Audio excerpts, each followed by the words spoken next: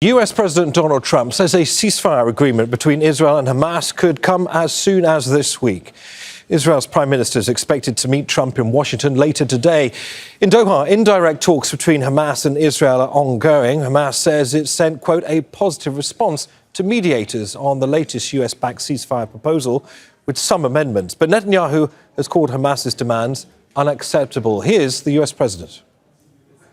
I think we're close to a deal on Gaza. We could have it this week.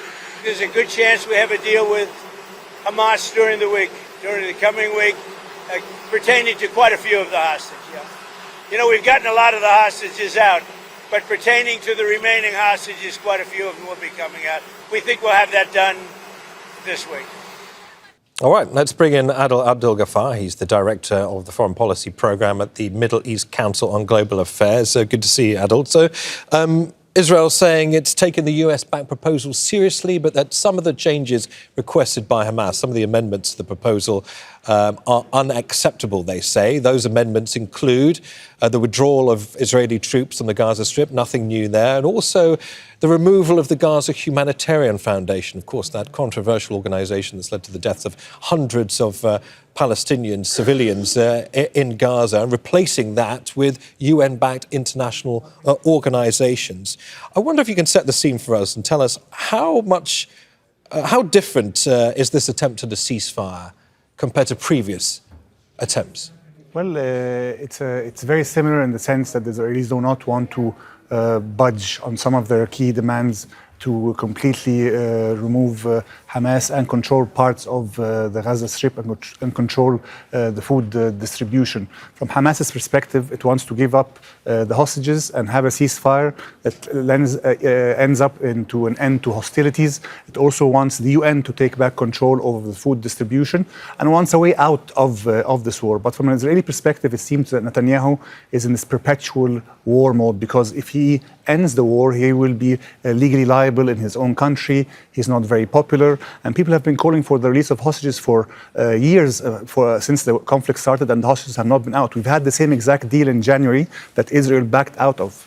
And specifically this demand to have the Gaza Humanitarian Foundation replaced with the UN aid agencies. Why is that so deeply problematic to the Israelis? And we were talking to Noor Ode a little earlier in Amman, who suggested that it's being used as an extension of Israeli foreign policy in Gaza. What do you think? This diabolically named Gaza Humanitarian Foundation is really created to create misery for the Palestinian people and as a form of control and using starvation as a tool of war. Imagine if you're a Palestinian family right now in Gaza, starving, do not find enough food.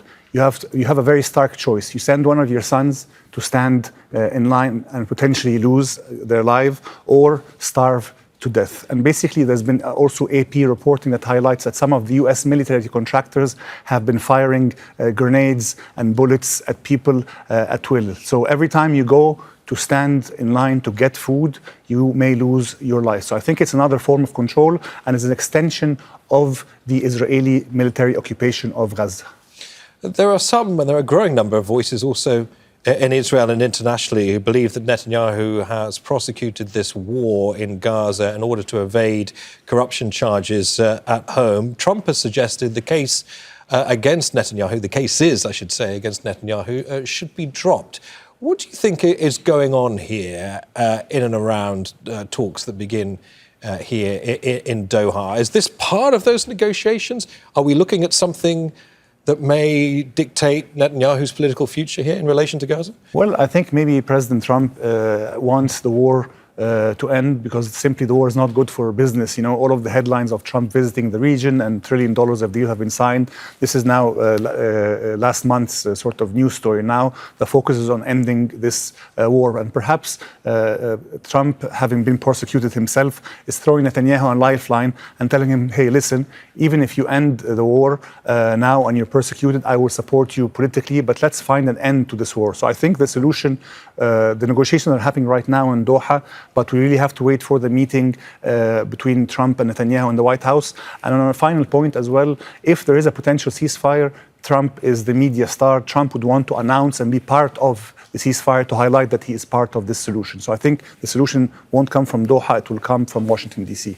Meanwhile, I think it's important to point out that we know that Hamas has a new military leader in Gaza. The commander, Israel al-Haddad, took over the military wing after Israeli forces killed Mohammed Sinwar, as we know. He's been described as a continuity commander. What impact on talks do you think these figures on the ground in Gaza are likely to have? Well, on the ground, I think Hamas is very squeezed. They're down to some of minimal fighters. But we have to remember that Hamas is not just a fighting force. Hamas is an ideology that cannot be killed, and it's really related to the occupation of the Gaza Strip. So we have to solve the conditions of occupation to resolve the issue on the ground. In late May, Israel Katz, the Israeli defense minister, said Israel intended to kill al-Haddad al-Khalil al-Haya, Hamas's chief negotiator, based here in Qatar. I mean, Israel, as we know, there's a long history of assassinating political opponents. I mean, would it be able, do you think, to put aside plans like that in the interest of a Trump plan for peace in Gaza?